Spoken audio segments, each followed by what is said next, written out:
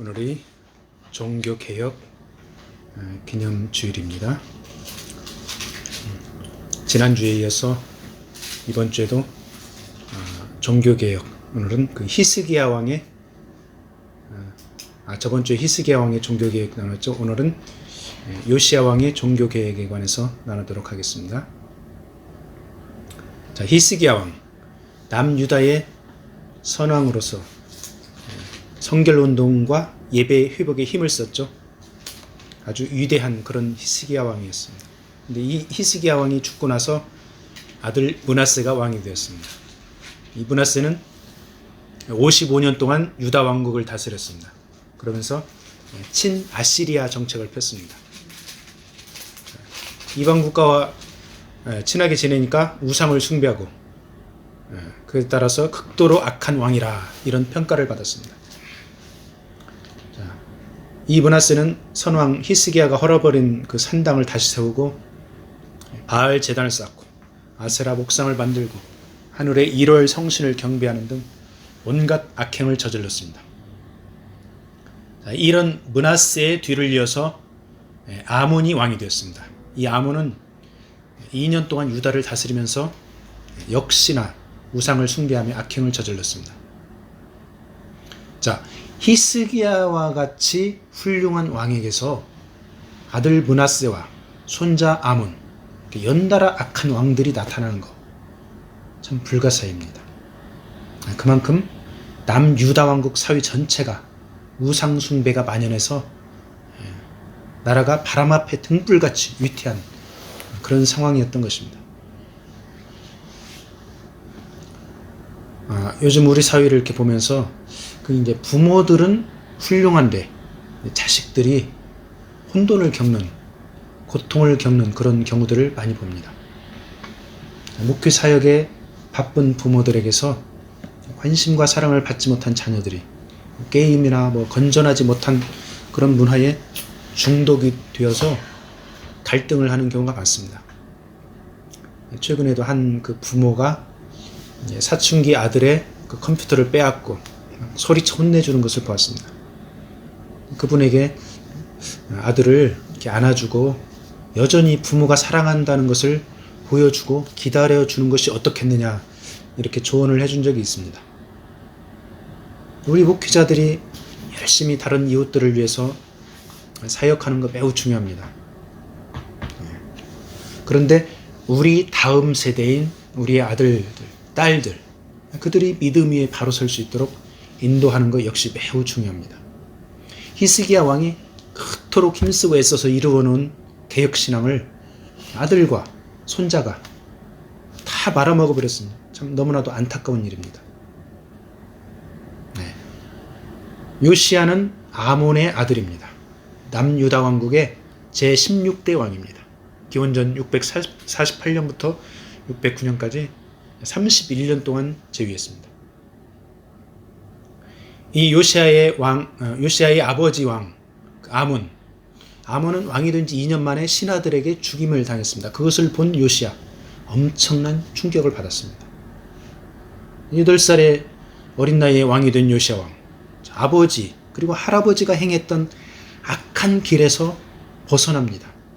하나님 보시기에 정직한 길로 걷기 시작합니다. 요시야가 왕이 된 지 8년, 즉 16살에 비로소 하나님을 찾고 그리고 20살 때부터 종교개혁을 시작합니다. 자, 16살, 한창 사춘기 나이죠. 그런 사춘기 나이에 하나님을 찾는다는 것, 그만큼 주변 환경, 즉 믿음의 사람들을 통해서 긍정적인 영향을 받고 깨달았다는 것입니다. 자, 어떻게 그런 악한 왕들에게서 이렇게 또 신앙적이고 개혁적인 그런 훌륭한 왕이 나올 수 있었을까? 그 당시 대제사장이 힐기야였습니다. 그리고 여선지자 훌다가 있었습니다. 요시야 왕은 이런 믿음의 훌륭한 분들에게 신앙적으로 영향을 받았을 거로 짐작할 수가 있습니다. 오늘 우리가 사는 이 시대, 사춘기 청소년들이 온갖 우상들과 파괴적인 그런 문화에 둘러싸여 있습니다. 이러한 때에 청소년들에게 거룩한 영향력을 끼친다는 것 대단히 어려워 보입니다. 그렇지만 우리가 처한 각자의 위치에서 주님의 작은 제자로서의 역할을 감당하면 적어도 우리 주변의 청소년들에게는 거룩한 영향력을 끼칠 수가 있습니다. 자, 사춘기 요시야 왕이 찾은 하나님을 우리 시대의 청소년들이 만날 수 있도록 우리는 작은 일일지라도 최선을 다해서 충성하도록 해야 되겠습니다. 자, 요시야 왕은 예루살렘의 산당들과 아세라 목상들과 주상들을 다 제거해 버립니다. 바알의 제단을 헐고 태양상들을 찢고 아세라 목상들도 제거해 버립니다. 이렇게 남유다와 예루살렘을 정결하게 하고 한 걸음 더 나갑니다. 그 당시 북쪽 이스라엘 아수르에게 이미 패망당해서 혼돈을 겪고 있는 그 북쪽 이스라엘의 므낫세, 에브라임, 시몬, 납달리 지경까지 우상들을 제거하고 정결하게 합니다. 왕이 된 지 12년부터 18년까지, 그러니까 그의 나이 20살 때부터 26살까지 장장 6년 동안을 그 땅과 성전을 정결하게 한 것입니다. 6년 동안 온갖 이방 신과 우상들을 제거하는데 분명히 반대 세력들이 있었을 것입니다. 아버지 왕과 할아버지 왕이 만들어 놓은 우상들을 제거하는데 반대하는 그 세력들, 젊은 요시야 왕은 좌로나 우로나 치우침 없이 오직 하나님만을 바라보며 하나하나 이겨 나갔을 것입니다.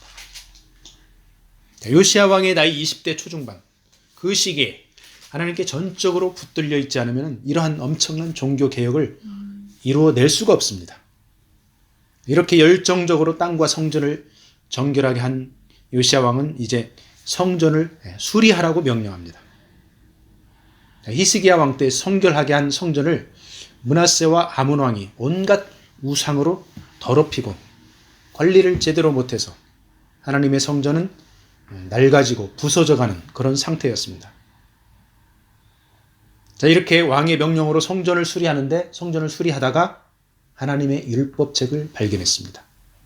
요시야 왕은 그 율법의 말씀을 듣고 옷을 찢으면서 애통해 했습니다. 요시야 왕이 왜 옷을 찢으면서 애통해 했을까요? 요시야는 역대하 34장 21절에서 신앙 고백을 이렇게 합니다. 21절. 우리 조상들이 여호와의 말씀을 지키지 아니하고 이 책에 기록된 모든 것을 준행하지 아니하였으므로 여호와께서 우리에게 쏟으신 진노가 크도다. 하나님을 떠난 백성에게 임할 진노를 생각하면서 하나님을 경외하며 옷을 찢었을 것입니다. 한편으로는 성전을 새롭게 하며 율법을 발견하고 그런 과정에서 감사하는 마음과 백성들의 신앙 상태를 보고 애통했을 것입니다. 요시야 왕 자신이 명령하여 성전을 정결하게 했고 이제 수리하면서 율법의 말씀을 받으니 이제 더 그 말씀을 준행해야 하겠다, 이런 각오를 새롭게 합니다. 하나님께서는 자신들을 개혁하면서 하나님을 찾는 자녀들에게 원하는 것 이상으로 인도하시고 응답하십니다. 요시야 왕은 성전 수리를 원했는데 하나님은 보너스로 율법의 말씀을 회복시키는 은총을 주신 것입니다. 오늘날 우리가 우리 자신을 개혁하면 하나님은 보너스로 다른 은총들을 더 얹어주십니다. 우리의 마음과 몸의 습관을 고쳐나가면 하나님은 우리의 영혼에까지 새롭게 하는 그런 은혜를 주십니다. 우리의 가정과 교회를 개혁해 나가면 우리가 속한 사회까지 하나님은 새롭게 하십니다. 우리는 하나님이 이렇게 베풀어 주시는 은혜로 더 탄력을 받아서 더 힘차게 역동적으로 개혁을 감당할 수가 있는 것입니다. 율법의 말씀을 듣고 겸손하게 애통한 요시야 왕, 이제 여선지자 훌다에게 하나님의 뜻을 물어봅니다. 당시 대부분의 선지자들이 남성들이었는데 훌다는 여선지자였습니다. 요시야 왕이 하나님의 뜻을 물어볼 정도였으면 훌다는 그 당시 매우 존경받는, 그리고 하나님과 친밀한 그런 여선지자였음을 짐작할 수가 있습니다. 우리가 사역하다가 애로사항이 있으면 겸손하게 회개하고 애통하고 그리고 신실한 믿음의 선배들에게 조언을 구하는 그런 자세가 필요합니다. 여선지자 hul다는 요시야 왕에게 두 가지 내용을 전달합니다. 하나는 요시야는 율법의 말씀을 듣고 겸손하게 애통했으므로 평안히 죽을 것이다. 그리고 또 하나는 유다는 율법 책의 저주대로 심판을 받으리라 하는 내용입니다. 열왕기하 23장 26절에 보면은 그 유다에 관한 하나님의 진노의 말씀이 나옵니다. 열왕기하 23장 26절 그러나 여호와께서 유다를 향하여 내리신 그 크게 타오르는 진노를 돌이키지 아니하셨으니 이는 므낫세가 여호와를 경노하게 한 그 모든 경노 때문이라. 이 hul다의 두 가지 메시지 그대로 정확히 성취되었습니다. 요시야 왕은 hul다의 메시지를 듣고 유다의 모든 백성들을 다 모아 율법책의 말씀을 읽어 무리의 귀에 들려줍니다. 그리고 나서 여호와 하나님 앞에서 언약을 세우며 다짐합니다. 마음을 다하고 목숨을 다하여 여호와를 순종하고 그의 계명들과 법도와 율례를 지켜 이 책에 기록된 언약의 말씀을 이루리라. 이렇게 각오를 새롭게 합니다. 이런 요시야 왕의 개혁과 통치에 힘입어서 남유다의 백성들은 다시금 하나님에 대한 신앙을 회복합니다. 오늘 본문 32절 역대하 34장 32절 예루살렘과 베냐민에 있는 자들이 다역에 참여하게 하며 예루살렘 주민이 하나님 곧 그의 조상들의 하나님의 언약을 따르니라. 요시야가 사는 날 동안 백성들이 하나님께 복종하고 섬긴 것입니다. 자, 요시야 왕이 온 백성에게 말씀을 읽어 들려준 것을 보면서 종교 개혁가들의 말씀 회복을 되돌아보게 됩니다. 자, 중세시대 라틴어로 된 성경을 극소수의 사제들만 독점하고 일반인들에게 들려주지 아니한 부패한 종교 권력을 우리는 알고 있습니다. 일반인들에게도 하나님의 말씀을 들려주고자 존 위클리프, 얀 후스, 루터, 칼빈 등 여러 종교 개혁가들이 목숨을 걸고 성경을 번역하고 로마 교황청에 맞서고 그리고 듣기 쉬운 언어로 일반인들에게 말씀을 선포하는 그런 종교 개혁을 했습니다. 루터보다 100여 년 전에 활동한 얀 후스, 보헤미아, 지금의 체코입니다. 보헤미아의 카톨릭 사제로서 로마 교황청에 정면으로 맞서 성경의 최고 권위를 주장했습니다. 존 위클리프가 성경의 권위를 교황 위에 올린 것과 같은 맥락입니다. 자, 당시 로마 교황청은 교황의 직석 그리고 교황청의 교회 회의 이런 결정들을 성경과 동등한 권위로 가르쳤습니다. 자, 후스는 이에 맞서서 성경의 절대 권위를 주장했습니다. 그리고 로마 카톨릭 교회의 부패와 성직 매매, 면죄부 판매를 강하게 비판하면서 종교 개혁의 선구자적인 그런 사명을 감당했습니다. 로마 교황청은 이런 후스를 이단으로 정죄하여 화형에 처했습니다.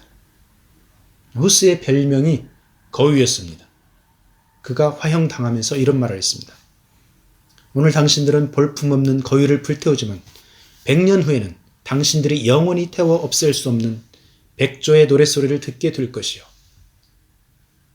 그의 유언대로 100년 후에 백조 마르틴 루터가 나타나서 종교개혁에 엄청난 불을 붙였습니다. 요시야 왕 시대의 남유다 백성들이 율법 책의 말씀을 들은 것처럼 종교개혁가들을 통해서 진리의 말씀이 일반 평민들에게도 제대로 전달이 된 것입니다. 그리고 드디어 성경의 권위를 최고로 인정하게 된 것입니다. 하나님의 말씀을 선포하는 주의 종들은 최우선적으로 말씀을 선포해야 합니다.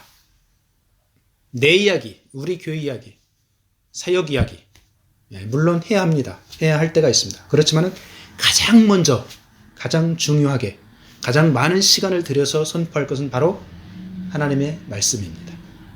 하나님의 말씀이 먼저 선포될 때 하나님의 백성들은 복종하고 따르게 됩니다. 내 이야기를 많이 하고 내 사역을 강조하면 하나의 교주가 탄생하고 하나님의 영광을 가리게 될 위험성이 높습니다. 우리는 내 교인, 내 제자 만들지 말고 하나님 나라에서 예수님의 제자를 양육하여서 오직 하나님께 영광을 돌려야 하겠습니다. 요시야 왕은 율법의 말씀대로 전 국가적으로 유월절을 지킵니다. 유월절의 핵심은 어린 양의 피에 있습니다. 모세의 출애굽 당시의 어린 양의 피, 히스기야가 지킨 유월절 어린 양의 피, 요시야 왕이 지킨 유월절 어린 양의 피는 모두 예수 그리스도의 보혈을 상징하고 있습니다. 어린 양 예수 그리스도의 피로 인하여 죄 사함을 받고 구원에 동참하는 것입니다. 예수님의 제자 사도 요한계시록에 어린 양의 피와 증거의 말씀으로 사단에게 승리한다 이렇게 선포하고 있습니다. 우리 요한계시록 12장 11절 말씀을 찾아서 한번 읽어주세요. 요한계시록 12장 11절 말씀. 또 우리 형제들이 어린 양의 피와 자기들이 증언하는 말씀으로써 그를 이겼으니 그들은 죽기까지 자기의 생명을 아끼지 아니하였도다. 아멘. 요시야 왕이 우상을 타파하고 율법책의 말씀을 들려주고 유월절을 지킨 것은 결국 하나님과의 관계 회복에 초점을 맞춘 것입니다. 적어도 요시야 왕 시대에는 백성들이 하나님께 복종하고 신앙을 회복했습니다. 그러나 요시야 왕 이후로 백성들은 다시 하나님을 떠나갔고 결국 패망의 길을 걸었습니다. 죄를 지을 수밖에 없고 우상을 섬길 수밖에 없는 연약한 인간들을 하나님은 버려두지 아니하시고 독생자 예수 그리스도를 어린 양으로 보내주셨습니다. 그 어린 양의 핏값으로 우리는 하나님과의 관계를 회복할 수 있게 된 것입니다. 우리가 하나님과의 관계를 회복하면 그 관계의 핵심인 어린 양의 피와 그 말씀을 증거하게 되었습니다. 그리고 당연히 사단과의 싸움에서 승리하게 되는 것입니다. 말씀을 마무리하겠습니다. 구약시대에 열정적으로 종교개혁을 실천한 히스기야, 요시야 왕, 이런 왕들의 성결과 예배 회복, 이런 종교개혁이 바로 예배 회복, 성결, 이런 모습들이 예수 그리스도 사역의 모형을 보여주었습니다. 중세의 존 위클리프, 후스, 루터, 칼빈 등등 종교개혁가들의 희생으로 숨겨진 말씀의 권위를 찾아냈습니다. 그리고 오늘날 우리가 말씀을 자유롭게 접하면서 하나님과의 관계를 친밀하게 할 수가 있습니다. 이 성경 말씀이 어린 양 예수 그리스도를 증거하고 있습니다. 종교개혁의 핵심은 하나님과의 관계 재정립입니다. 하나님과의 올바른 관계는 오직 어린 양 예수 그리스도를 통해서만 이루어질 수가 있습니다. 하나님과의 관계가 올바르면 하나님을 기쁘시게 할 수가 있습니다. 하나님을 기쁘시게 하는 것이 진정한 성공입니다. 사역의 성취는 절반의 성공입니다. 하나님과의 관계가 올바르면 하나님의 사랑을 알고 진정한 평화와 안정을 느낍니다. 하나님과의 관계가 올바르면 다른 모든 관계가 질서 있게 정리가 됩니다. 하나님과의 관계를 올바르게 하기 위해서 우리가 할 일은 어린 양 예수 그리스도를 의지하고 그분께 구하면 됩니다. 이번 한 주간도 주님 의지하면서 하나님과의 올바른 관계, 친밀한 관계를 구하기 바랍니다. 아멘.